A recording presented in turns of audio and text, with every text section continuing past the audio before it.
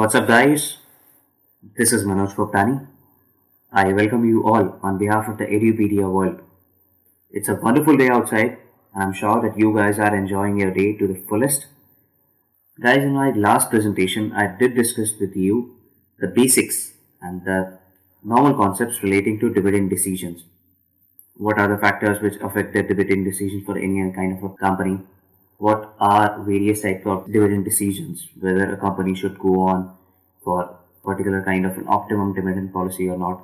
For which kind of companies it's always better to give dividend, and for what kind of companies it's better to retain the profits rather than giving all those dividends. So in my last presentation, I did discuss with you all those topics relating to the broad dividend decision measures.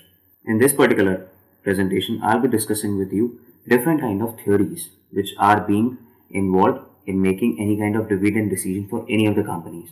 In this kind of world, there have been like many of the eminent personalities who have given their views and shared their decisions whether a company should go on with an optimum kind of a dividend policy or not.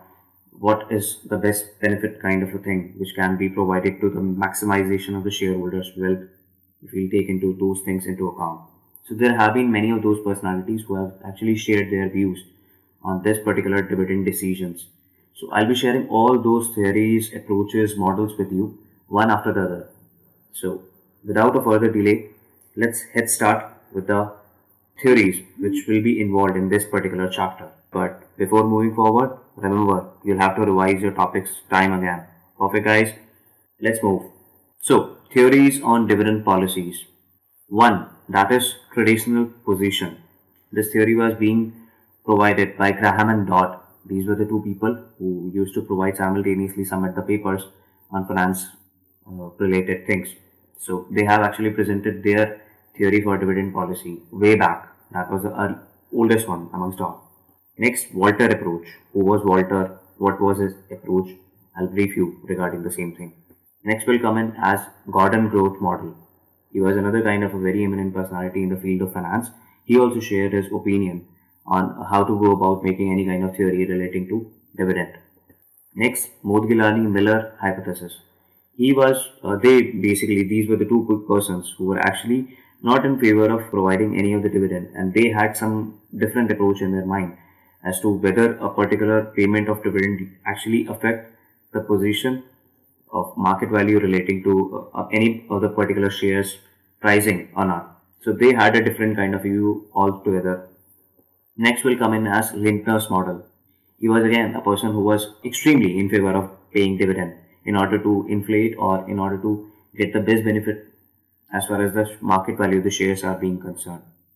Next, radical approach. We'll discuss about this as well. And finally, the dividend discount model.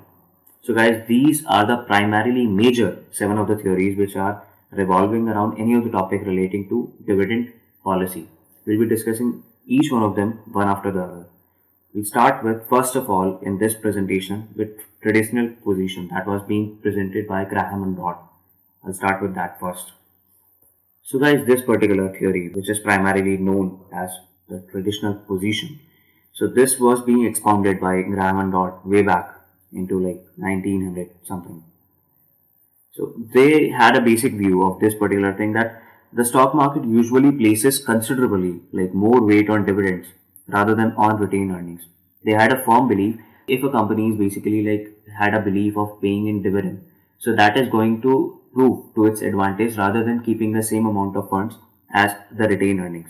So for them, the stock market was overwhelmingly like in favor of the liberal kind of dividends rather than as against the niggardly kind of dividends.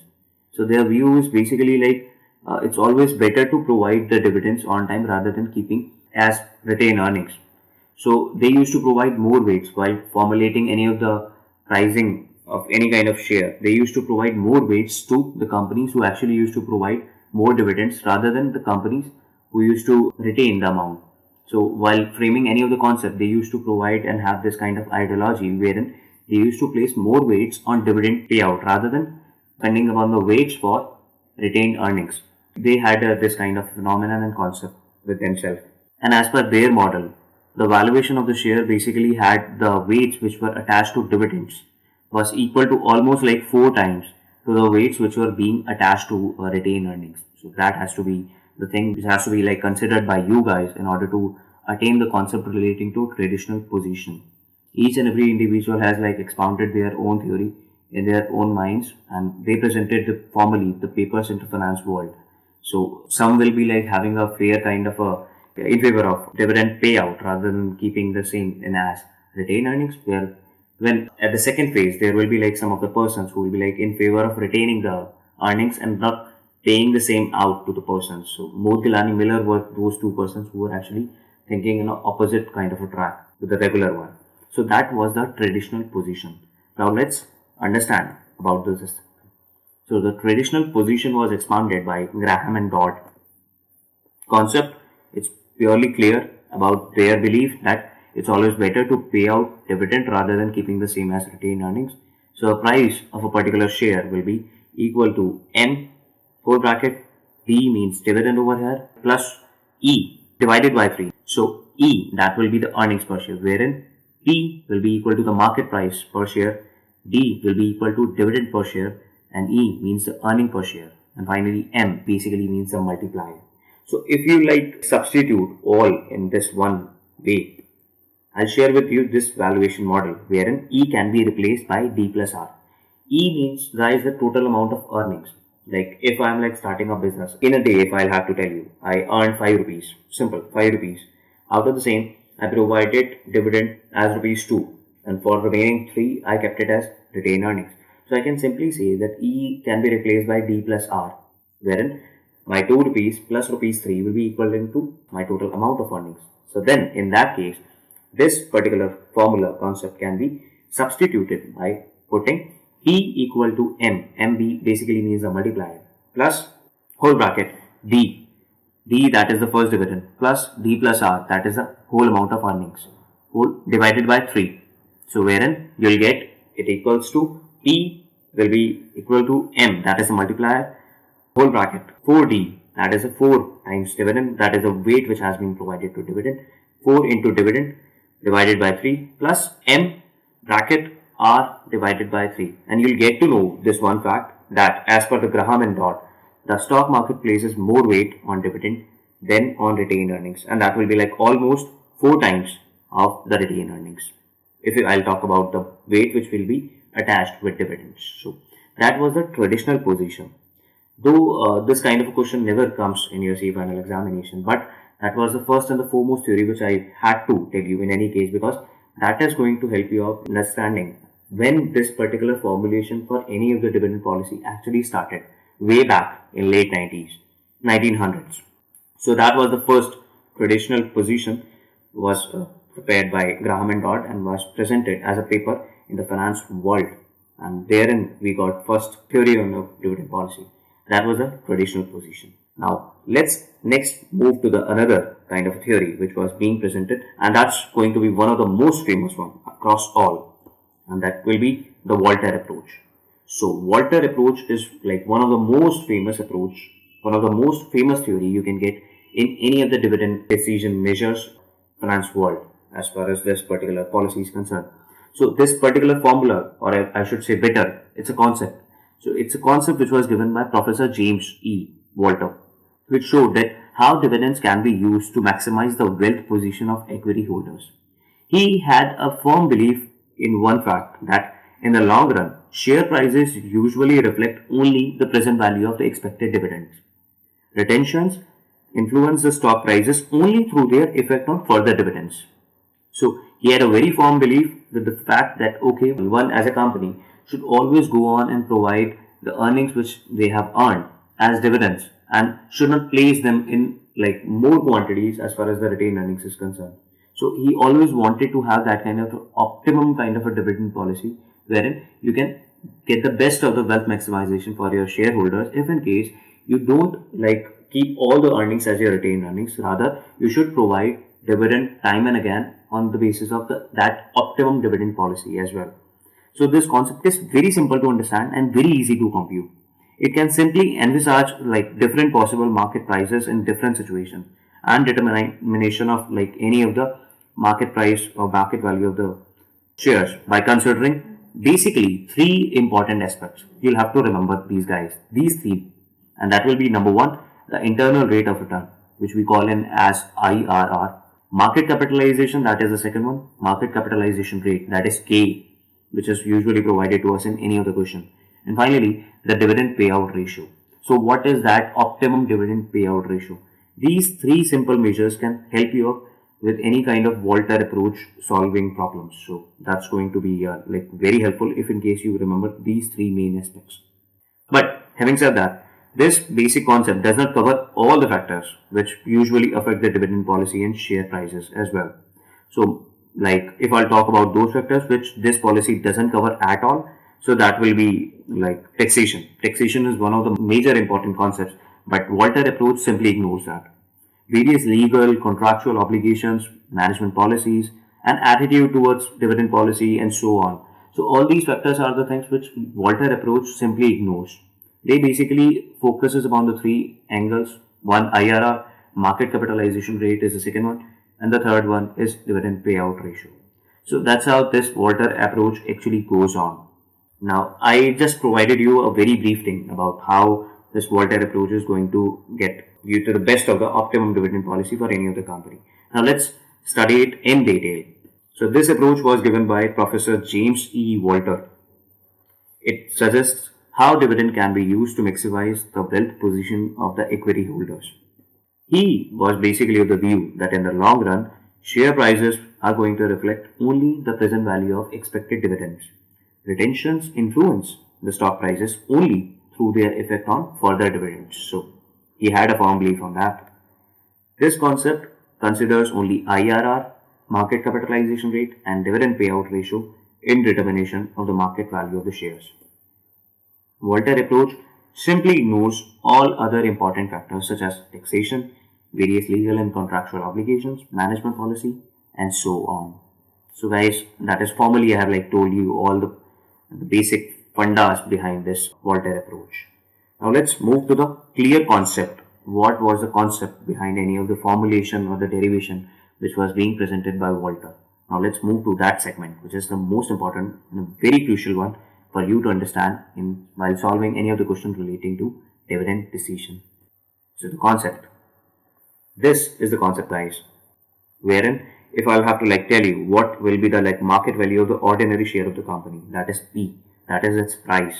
So that will be like equal to dividend plus return on internal retention. So that will be the rate of return which you will be getting once you will be investing your retained earnings to somewhat some kind of investment. So that will be the return on internal retention divided by the cost of capital, that is the RC which is being presented over here, the cost of capital. So whatever you'll have to like pay to your equity holders while retaining the same amount from their earnings. So that what will be your cost of capital for that, multiplied by whole bracket E minus D. So wherein E will be referring to earnings per share and D will be equal to dividend per share, E minus D, whole divided by RC. Again, that is the cost of capital for any of the company.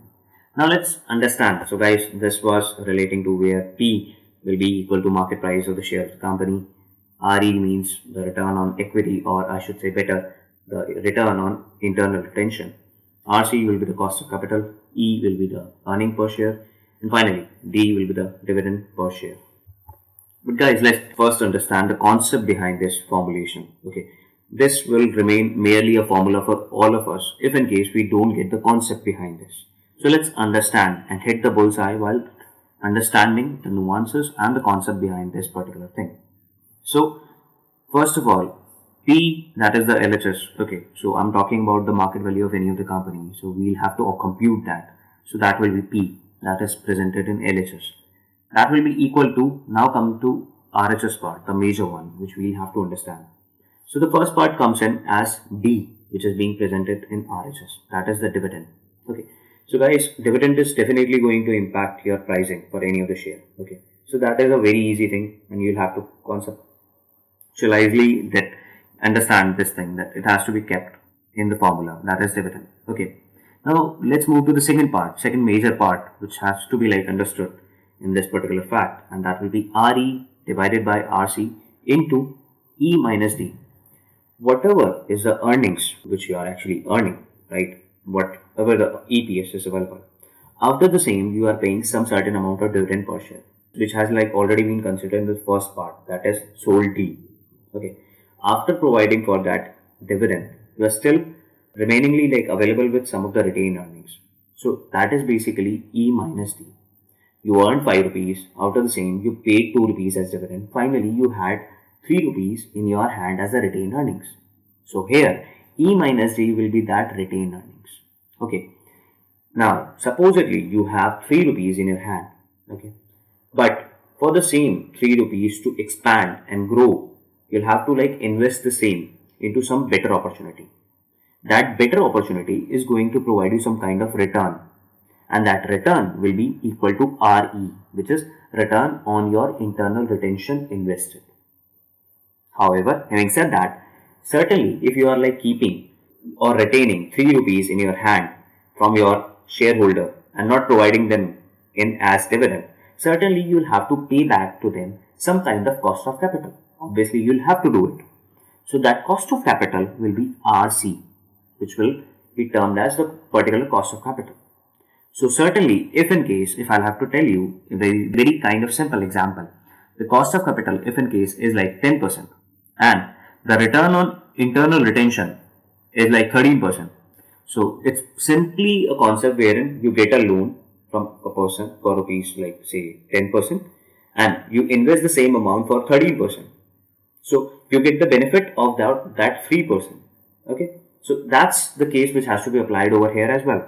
So I'll be investing 13% in as the return for internal retention. That will be my first aspect. RE whole divided by RC, that will be 10% in any of the case in my example. So that will be the cost of capital. Against what it has to be invested? Against the retained earnings, that is E minus D. So I had 3 rupees, I invested the same for 13% on a cost of capital for like let's say 10%. So what's my benefit in that particular zone? So I'll be just adding that particular space into my dividend, the dividend paid, which has been as per share. So D dividend plus RE whole divided by RC multiplied by E minus D whole divided by my final cost of capital. So I'll be getting the pricing for my share by applying this concept which was being provided to me by Walter, Professor James E. Walter. So guys, simple and easy to compute concept, no rocket science, it's particularly your concept. Just stick to your basics and you won't get any chance to rectify your any of the formula ever. Just understand the concepts and you'll get it. You don't need to like go for any kind of a situation where you'll have to like mug up the formula. So there is no mugging of any kind of formula in finance. So it's all those concepts which you will have to divulge into. So that was the major concept for us. As per the Walter approach, the market price of a share is basically dependent upon two major factors. First, the quantum of dividend that you are paying, as I just showed to you. And secondly, the profitable opportunities which are available to the company by investing their retained earnings retained. So obviously, these were the two primary aspects which were like important to be recorded. First one, the dividend, which is going to like provide you for a valuation of your share. And secondly, what are those kind of profitable opportunities that a company is having in itself for investing the earnings retained. So these are the two aspects which need to be considered upon while going towards solving any of the Walter approach concept. So any of the case, like you have to just remember one thing. The good market price for any of the share can be like obtained if in case the dividend is high or the internal rate of return of investment of retained earnings is higher than the cost of capital. So you'll get the best benefit if in case all these two things or either of them is available. So one, it should be a case wherein the dividend should be high. One. So definitely price is going to be very good. You'll be getting the great price for any of the share. Or if in case the same is not high, but still there is some certain good chances wherein you can divulge your earnings with a very good kind of an investment where you get maximized internal rate of return as compared to what you will have to pay in as the cost of capital. So that is going to also get you the best of the market price for your share in any of the stock market. So these are the two major things which influence a good market price for any of the share. Dividend, and second, the profitable opportunity which is available to the company in investing the retained earnings retained. So guys, by all this you got a very clear idea about one thing. What? That the Professor Walter majorly emphasizes on two factors which influence the market price for any of the share. First, the dividend per share, and next, this relationship between the internal rate of retained earnings and the market expectation from the company as reflected in their capitalization rate. So I can simply say that if the internal return on retained earnings is higher than the market capitalization rate, the value of the ordinary share will be higher, even if the dividends are low. And if in case the internal return within the business is lower than what market expects out of you, the value of the share will simply be low. And in such a case, the shareholders would prefer a higher amount of dividend so that they can utilize the funds so obtained elsewhere in a more profitable opportunities on their own. It's always good with that. So you can simply understand this by a common example, like you earned 5 rupees out of the same, you provided 2 rupees as dividend and kept 3 rupees for retained earnings on a sheer belief to the shareholders that, okay, guys, if I'll give you some 3 rupees, you will be investing it somewhere wherein you won't be getting the best of the opportunities. But if I keep your money in my hand, definitely I'm going to invest the same for a very great kind of an opportunity and you'll be getting the best benefit out of it. Absolutely, the shareholders will like get agreeing to the fact, okay, go ahead with that. But if in case you don't have any other opportunity, investors, shareholders are simply going for one kind of fact, pay us all the money as dividend. We'll invest the same amount on our own to get the best benefit. You don't have to keep our money in your hand. Simple. So that is what Walter approach is basically going ahead for any of the thing. So this concept was given by Professor Walter, which explains as to why market prices of the shares of the growth company are high, even though the dividend paid out is low. Why? Because they had some very good opportunities with them, wherein they invest their amount and get the maximized returns. And it also actually explains as to why the market price of the share of certain companies which pay higher dividends and retains very low profit is also high, because they believe in providing the maximum amount as dividends and they keep a very small amount for their retained earnings. So this is why the market price is basically like dependent upon these two factors, the quantum of dividend and secondly the profitable opportunities available to the company in investing the retained earnings. And it is very obvious, guys, that the company retains a part of its profits. It has to think in a very profitable kind of a thing. Why? Because they are retaining that and they need to provide some very profitable kind of an opportunity to shareholders of the company in order to have the corporate earnings retained in the business and get the same in the form of cash dividend. So this involves a comparison between cost of retained earnings and cost of distributing them. So they'll have to take this overall idea and bring out the optimum kind of a policy for their maximization principle and maximization objective of the wealth of any of its shareholders. So guys, that was all relating to the Voltaire approach, the supreme man in the finance field as far as the dividend policy and dividend decisions are concerned. Now, this thing needs some kind of assumptions. Obviously, any of the model or any of the theory is just not possible if in case you don't provide for some of the assumptions. So assumptions are necessary in order to have a theory going. So earlier people used to have this kind of a belief, though in today's practical world some of the assumptions are just not possible to happen because things have changed, time has changed. But having said that, still these assumptions are available in the textbooks and you'll have to go through them as to what Walter approach basically goes about. And these are the same things which are actually available in Gordon growth model as well. So I'll be sharing with you this Gordon growth model in my next presentation. You'll get to know as to what Gordon has to say relating to any of the dividend policy. Both the people are like actually going on the same kind of track wherein they provide some certain same assumptions. So Walter and Gordon had the very same kind of assumption. The first one, that no external borrowings are used. First of all the amount which is being invested into your business is solely because of your retained earnings. So you don't go for any of the sources of external financing. So no debt, no bond, nothing, no debentures, just retained earnings. So first assumption that no external borrowings are used. Next comes in as the rate of return of internal retention plus the K. K means the capitalization rate, the expectation rate that people or shareholders generally have from its company. They remains constant. They won't change at all. Next comes in, there will be no change in the key variables, namely EPS and DPS.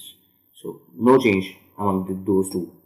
And finally, that the firm is going to have a very good, very sound kind of a perpetual life. So going concern assumption is definitely not going to hamper in these cases. So that's the fourth assumption, which is a major one. So this was the assumption. Now any of the concept, any of the theory, any of the thing is just not complete if I don't tell you and make you understand the same through my examples. So perfect guys, I can understand what's your need very well. So my next thing will be a kind of an example for Volter approach. Otherwise, maybe like having some kind of delusion or some kind of misunderstanding as to how to go about solving any kind of question. So this is going to clear all your doubts and provide you 100% conceptual clarity. XYZ company, which earns rupees 10 per share, is capitalized at 10% and has a return on investment of 12%. Determine the optimum dividend payout ratio and the price of the share at payout using Volter's dividend policy model. So guys, this is one of the examples which will help you get sail through this approach. So XYZ is a company which is earning rupees 10 per share and is capitalized at a rate of 10% and has the return on investment as 12%. So herein EPS will be 10 rupees, 10% will be the K, that is the capitalization rate, and R will be the return on investment, that is the return which you will get once you will invest your retained earnings. So that is 12%. So we can simply go about and solve this question very well.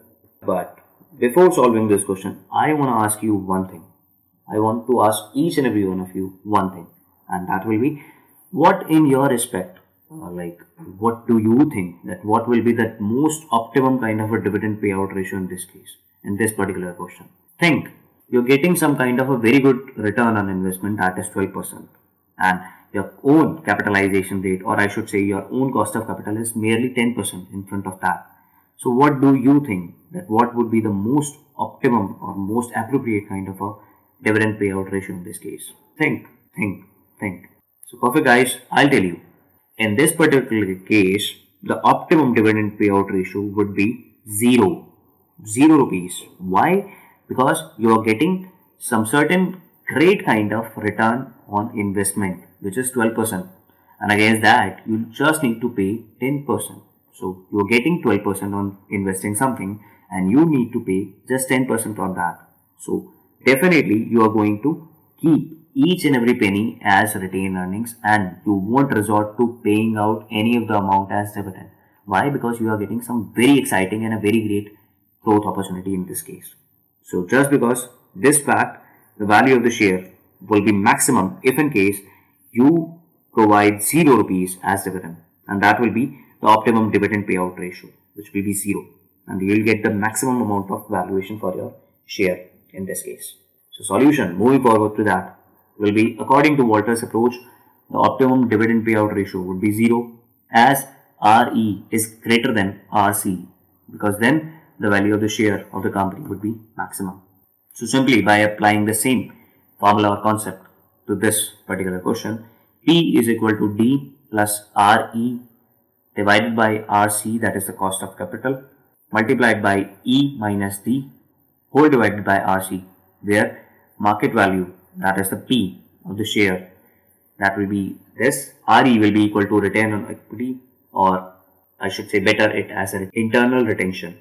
RC will be the cost of capital and E will be the earnings per share and D will be the dividend per share. So you will get to know 0 rupees as dividend plus 0.12 will be RE divided by 0.10, that is the RC in this case, multiplied by 10 minus 0. 10, why? Because 10 is the earnings and dividend paid out is 0, whole divided by 0.10, that will be rupees 120.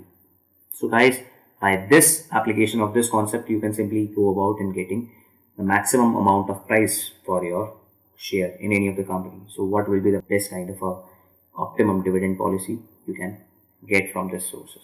Now let's move to another example and the last example for this presentation. Supposedly, the following information is pertains to Messrs XY Limited. Earnings of the company rupees 5 lakh, dividend payout ratio 60%, number of shares outstanding rupees 1 lakh, equity capitalization rate 12%, and rate of return on investment, that is 15%. Now let's move to the requirements of example. So number one, what would be the market price per share as per the Walters model? And next, what is the optimum dividend payout ratio according to Walters model and the market value of the company's share at that payout ratio? So guys, and before heading to any of the solution, let's understand this question first of all at our own so as to get the benefit of understanding it at your first step. So the earnings of the company in this question are rupees 5 lakh. The number of shares outstanding is rupees 1 lakh. So you can simply say that the EPS per share will be rupees 5 in this case. And since the dividend payout ratio is 60%, so we can simply say that DPS in this case will be rupees 5 into 60%, that will be rupees 3 per share. So basic thing has already been solved. Rupees 5 is the EPS and rupees 3 is the DPS in this question. Equity capitalization rate, that is K, which is available to us as 12%, and rate of return on investment is 15%. So will you be able to have any of the problem while solving the market value per share as per the Walters model? Absolutely not. Can be like simply presented in the formula which is being derived by the concept. So you'll simply get the market value per share in this case. Now let's move to the next part, and that will be what is the optimum dividend payout ratio according to Walters model.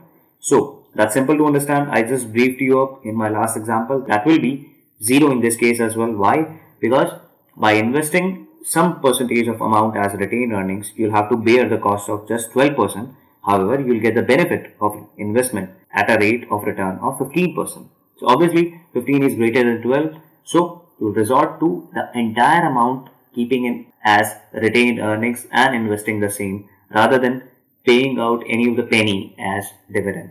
So obviously that is going to be done in the second part. And accordingly, you'll just get the market value per share at that kind of payout ratio for 0 dividend. So perfect guys, you got the concept, entire concept. Let's move to the solution just for making you aware of the presentation. So here in P will be equal to D plus RE divided by RC multiplied by E minus D whole divided by RC. Herein at the first part D will be rupees 3, I just briefed you up, plus 0.15 whole divided by 0.12 multiplied by 5 minus 3, wherein 5 is the EPS per share and 3 is the DPS whole divided by 0.12. You'll get the market value per share as per the Walters model as rupees 45.83. So that is the first part. Now let's move to our next part. So at this kind of a payout ratio of 0, I just briefed you up as to why it will be 0. Why? Because you're getting 15% by investing at a rate of like having a capitalization rate or cost of capital as 12%. So in that sense, if you have the payout ratio as 0, the dividend will be 0 plus 0.15 whole divided by 0.12 multiplied by 5 minus 0. So 5 minus 0, why? Because 5 is the EPS and 0 amount is being paid as dividend. Whole divided by 0.12, you will get the pricing of your market value of the company's share as rupees 52.08, which is obviously greater than 45.83. If in case you would have like paid any of the dividend, so number one, you would have got the market value in as 45.83. But if in case you do not pay any rupees or any penny as dividend and surely reinvest the entire amount of retained earnings, you'll get the pricing of the market value of the share in as 52.08, which is obviously better than 45.83. So this was the example relating to Walters approach.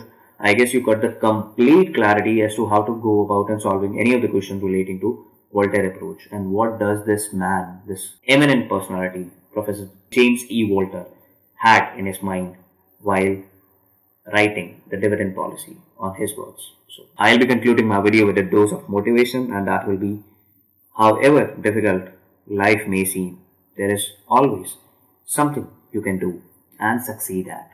Stephen Hawking, the most intelligent man available on this planet Earth, has mentioned this quote.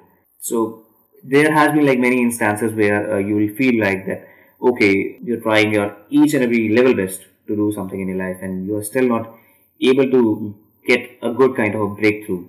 There are breakdowns and breakdowns all the time. But believe me guys, however difficult life may seem. But there is always and always something you can do. And you can do that in a best possible manner and get the success in that. So you just need to have that kind of action keep going on. Keep your actions moving into a very good kind of a habit. Do it, and do it. And don't stop. And certainly, you'll get the success one day. And we'll be all proud of you. Believe me, guys, we are all there for you. We are at your service. So keep your ideas, mind, and all your thoughts intact and just proceed towards having a success one day. One fine day, you'll get that. Period. Thank you on behalf of the Edupedia world. Keep interacting via questions, queries, comment boxes, which is available in YouTube. Stay connected. That will help us in understanding your needs way better, guys. Love you all. God bless you. Take care. See you in the next presentation. Bye.